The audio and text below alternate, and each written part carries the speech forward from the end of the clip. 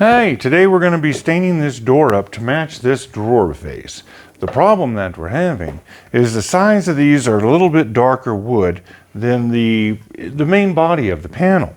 So our stain doesn't quite match up. If you can see how these panels shift out, that happens a lot in finishing, where we have one board that's a little darker. Now we can take the same stain and we can cut it with paint thinner. Like if we take something like this and then we take paint thinner and we kick it like a 50% mix out, right? Well, now it's gonna stain a lot less intense on these sides. So we could actually take a lighter version of the stain and apply it here, or we can take the paint thinner original and we can apply it first onto these dark sections, and we can get completely different looks, but in the same fashion. So let me show you how we can adjust these panels and do it the same way, because these end grains, they're going to soak up a little different than most. So like normally I would take like a little paint thinner and run it right inside the grain like this, right? Now these are your end grains and nobody's going to see that, but the stain's going to absorb up in there like that really quick. But if I have these end panels like you see here, I can use my diluted stain where I know the wood's going to be a little on the lighter side or the darker side already with less intensity, and just give it its initial coat, right?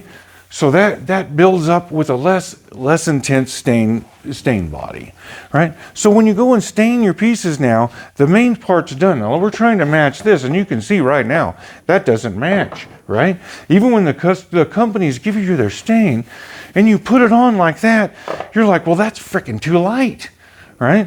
So what we want to do is we want to be able to adjust this color on the spot. And this is the right stain. You would think it's not by what I just showed you. You put it on, you take it off, you're like, sir, that ain't it, man.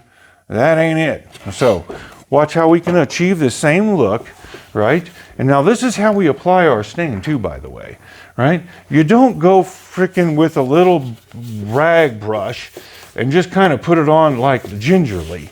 You want to put that stuff on, let it get up underneath the grain there. So when you blow it off, like you want to blow that stain, if you have an air compressor, blow it up into those cracks a little bit and then blow it out a little so it doesn't seep. And now watch how we put this on. We put it on liberally. We're not going in with a grain and maybe with a little tack brush like this and brushing it on. No. Put it on all the way on, rub it in like you're putting it on with a cheese grater, and let it soak in now as much as it can. Now we've already adjusted these panels, as you've seen, with the lighter stain cut. Now we could have done that by putting on the paint thinner first and letting that go, right? But see, now as we put this on, we can say, well, you know, if I was to put this on heavy, like, okay, let's say it's like this, and I try to let that dry up, it's going to take forever for that stain to be that thick and to dry. So we want to put it on in a nice thin layer, like, I don't know, even but thin, right? Wipe it all up, right? You can watch it go on like a nice and even, right? It's all even, no puddles, right? Nothing like so. And now we can just let it sit, okay? If we was to wipe it off like before, we know it's too bright. It's not going to soak in. If that was our intention, this stain can be used for that setup. But this isn't. We're trying to make it match this as best we can, right? To the best that it's in our abilities. So we put it on and we leave it the frick alone, right? Now you can see how it's thin. It's almost like you can't see it. I'll zoom it in on you there a little bit. All right, so we got this all set up here like this now, right? You can see how thin that is. And you can take an air hose if you want, or you can just use time. In the profession, we use an air hose, and we blow this off and just to give it to where it's about an 80% dry time. Where if you look at it, you can see that it's not like a timer. You could be outside in your situation. You may have more wind draft. It could be hot in your area. But whatever, you get to about an 80% dry, keep everything consistent between one panel and the next panel, right? And you can see how this one is now, right? And with a light touch, we don't need to scrub this off because again, we're shooting for this look, right? Where we have a destination in mind. So now with a light hand, right, you can look at it and you can see how the wetness is fading, right? I like to blow on it. This is why we want to blow out our corners ahead of time so everything gets blown out of those recesses when you go and stand your panel up. It doesn't look all obscured, right?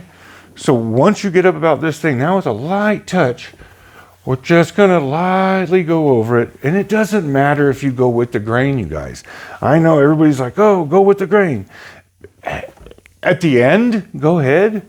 You know, it makes you feel better, but it really isn't gonna matter at this point. You can see it, it doesn't change anything. All right, so there you go. Look at how pretty that is. And now we're matching, okay? So that panel matches that panel and that panel. Everything is consistent. We don't have this blotchy look going on. All right. So that's your pro tip. All right. We got those all matched up now. Those are looking really nice. Thanks a lot for joining us. If you want, we're going to keep on this going and we're going to do this project here up next. So if you want to stick around, I'll put the link up into this one and we'll just keep that one running for you. And we'll get this whole thing finished up. Show you all the new techniques and maybe something different along the way. So thanks for watching. Appreciate all your support. Like and subscribe. You know it makes the channel good. I'm a new one here. So we look forward to seeing you around again. Thanks a lot.